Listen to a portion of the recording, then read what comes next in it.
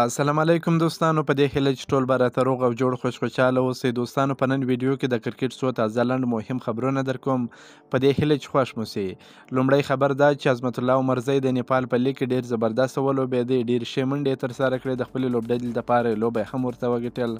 حشمت الله شهیدي ظاهر خان هم په همدې لیګ کې ولوبېدل، ډېرې ښې لوبې نندارې ته وړاندې کړلې او داسې نور خبرونه هم درته وړاندې کوم. ویډیو تر اخره راسره وګورئ. عظمت الله عمرزي نن د نیپال په لیګ کې زبردسته بهترینه توپخانه ترسره کړل.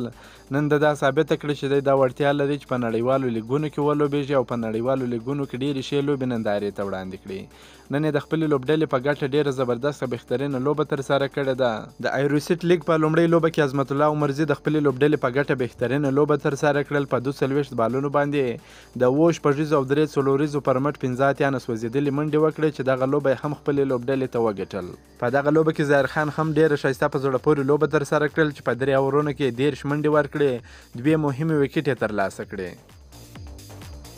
د ایروسیټ سیالۍ پر ویسټ یونایټډ د حشمت شهیدي په لوبډلمشرۍ کې لوبه وبایلل. د ایروسیټ لیګ په دویمه لوبه کې حشمت شهیدي د پارویسټ یونایټډ لوبډلې په لوبډلمشرۍ کې په 44 بالونو باندې د 2 څلوریزو پر مټ 15 منډې جوړې کړې. دغه لوبه یې په ستر توپیر وبایلله.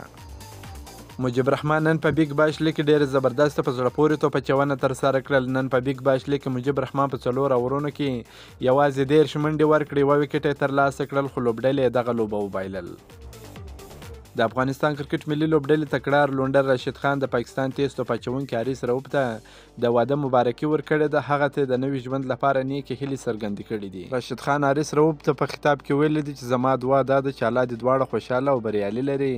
خپل ځان ته پام کوه، که پاکستان ته درغلم بیا ستاسو د واده خوښي در سره لمانځم. راشد خان دا هم ویل چې زما نیکې هیلې له دواړو سره دي. هیره دې نه وي چې د پاکستان کرکټ ملي لوبډلې چټک توپ اچوونکي حارث رؤوف به نن خپل ګډ ژوند پیل کړي او نکاح به وکړي. رحمان الله ګربز په لنکا لیګ کې 2 جایزې ترلاسه کړې. تېره شپه د لنکا لیګ د جپنا کینګز لوبډلې په اتلولۍ سره پای ته ورسېدی چې په دې سره د درېیم پړاو سیالیو کې هم جام پورته کړ او دا درېیم ځل و چې د جپنا کینګز لوبډله دغه سیالۍ په خپله ګټه پای ته رسوي. له لوبې وروسته د ټورنمنټ غوره لوبغاړو ته جایزې وویشل سوې چې افغان لوبغاړي رحمان الله ګربز ته د زیاتو شپږیزو او نوښتګر لوبغاړي 2 جایزې ورکړل سوې. د انګلند کرکټ ملي لوبډلې لوبغاړی هیري بروک وایي په IPL کې د اخیستل کېدو وروسته د ویلو لپاره څه نه لرم. د بولۍ په وخت کې مې د مور او نیا سره د شپې ډوډۍ خوړه. کله چې حیدرآباد لوبډلې واخیستم نو هغوی ژړل. د پاکستاني لوبډلې د لنډمهاله غوراوي کمیټې مشر شاهد افریدي وټاکل سو. له هغه سره په کمیټه کې عبدالرازق، هارون رشید او افتخار هم شامل دي. یو بل تازه خبر دا دی استرالیا کې د پاروکي د قرارداد د لغوه کېدو سبب معلوم سو. تېره ورځ د سیډني ټینډر ټیم د افغانستان د تکړه توپ اچوونکي په زلحق پاروکي سره خپل قرارداد لغوه کړ. په دې صورت کې پاروکي د خپل کریر یا مسلکي شخصیت تر ټولو سخته ضربه واخیسته. تازه ځینو رسنیو خبر ورکړی دی چې پاروکي کوم لوی جرم او خطا نه ده کړې، بلکې د جامو د اغوستلو په سالون کې د یوه کس عادي جنجال سوی دی، وروسته د غوسې په حال کې د اوبو په بوتل ویشتلی دی. کوم فزیکي برخورد یا بل څه نه دي ترسره سوي، خو دا چې د استرالیا په ټیمونو کې ډیسپلین او اخلاق ډیر حساس او جدي دي، نو ځکه پاروکي ته دغه سزا ورکړل سوې ده.